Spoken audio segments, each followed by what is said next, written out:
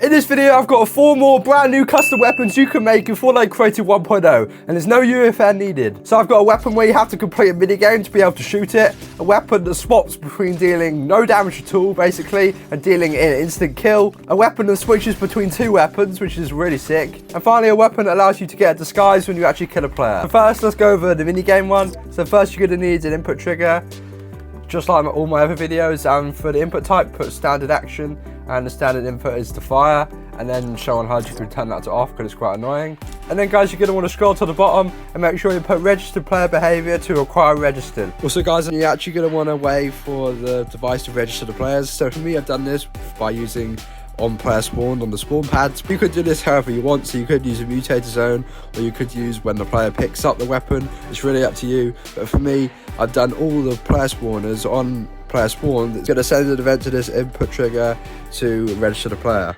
Then place down the conditional button, and it's the same settings as all the other conditional buttons in my other videos.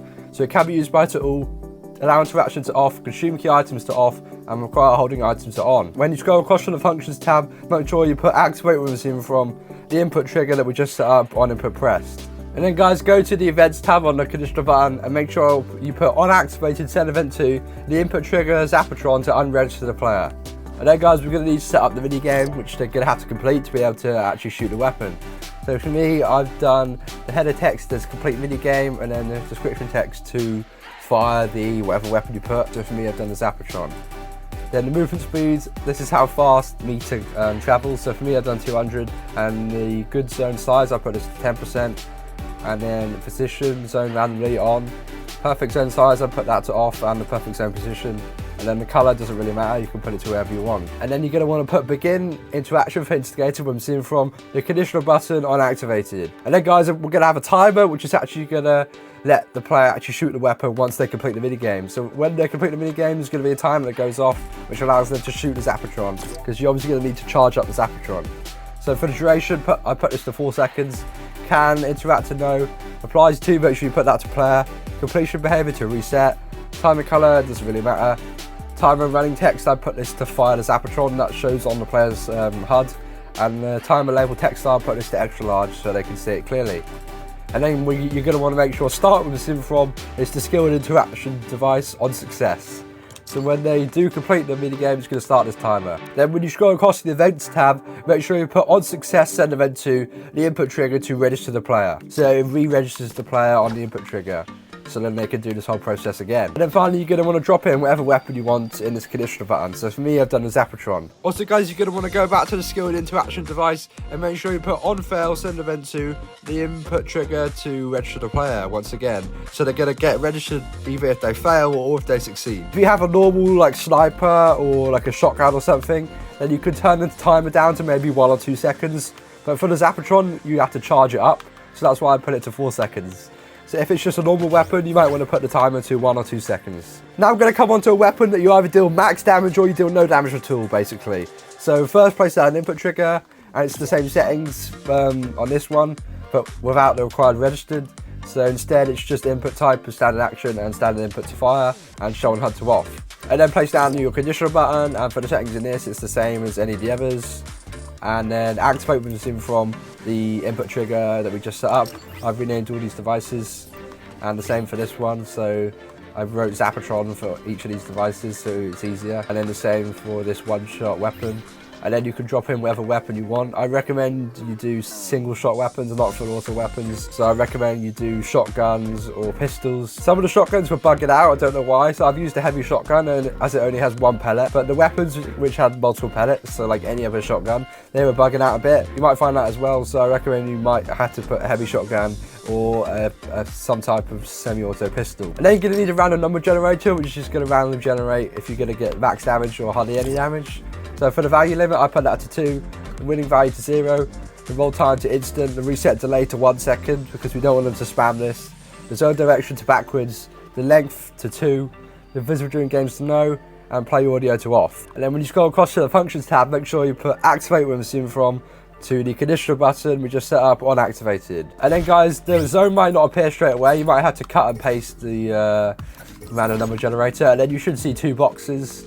And in the first box, you're going to want to place down the trigger. So for the trigger settings, you can turn it to visible during games off and the trigger sound effects and VFX off, but I haven't even done that because I didn't bother. And then you're going to need a damage amplifier power up to link up to that trigger. So for the settings in this, put the damage multiplier to the lowest possible, so they're basically doing no damage, and that is 0.25. Make sure the effect duration is the lowest possible, so that's 1 second.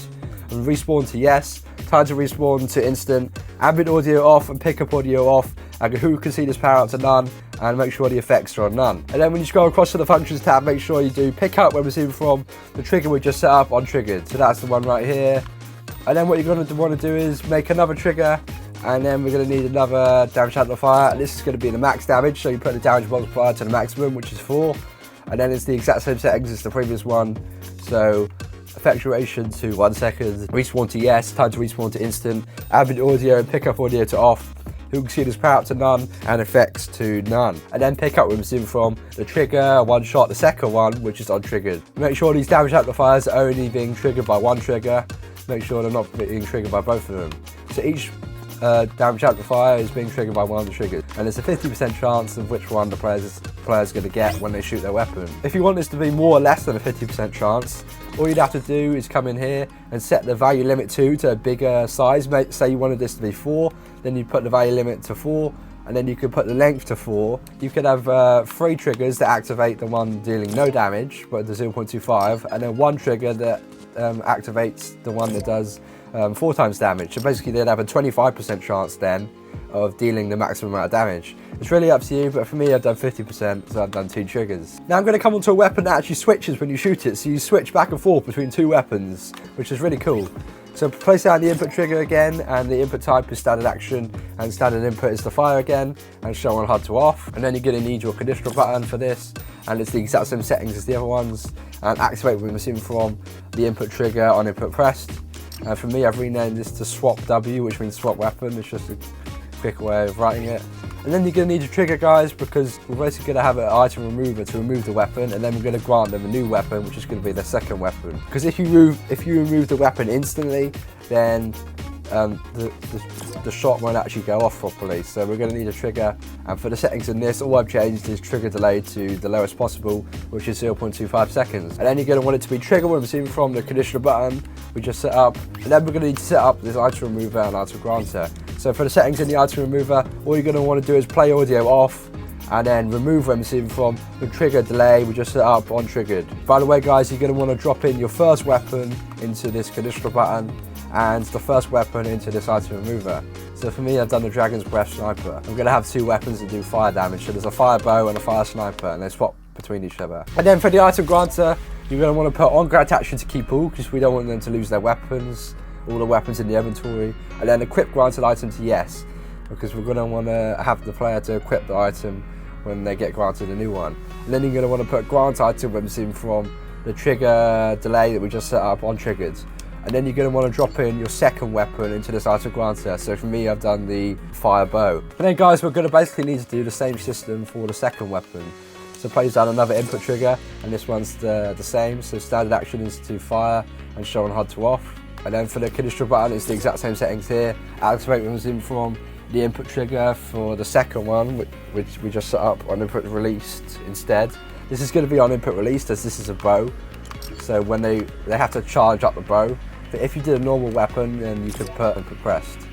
But because this is a bow, I've done it on input released. And then once again, you're going to need the trigger and the trigger delay to 0.25, and trigger when receiving from the second conditional button we just set up. And you're going to want to drop in the second weapon that the player's going to get. So for me, that is the flame bow. It should be the same as the one which is in item granter. And then we're going to need the item remover to remove the bow. So for the settings, play audio to off, and remove when receiving from the trigger, the second trigger delay. And then you're going to drop in your second weapon. So for me, that was the bow. And then we're going to need to grant them the first item they had, which was the Dragon's Breath Sniper for me. So for the item grant settings, on grant action to keep all, equip granted item to yes. And then in the functions tab, put grant item when receiving from the trigger, the second trigger delay, which is that one right here, on triggered. So yeah, it should look something like this. So the first weapon the player has is in the first conditional button and in the first item remover. And the second weapon the player's going to swap to should be in the first item granter. And then in the second conditional button, that second weapon should be in here. and the second weapon should be in the item remover, and then in the final item granter you should have the first item.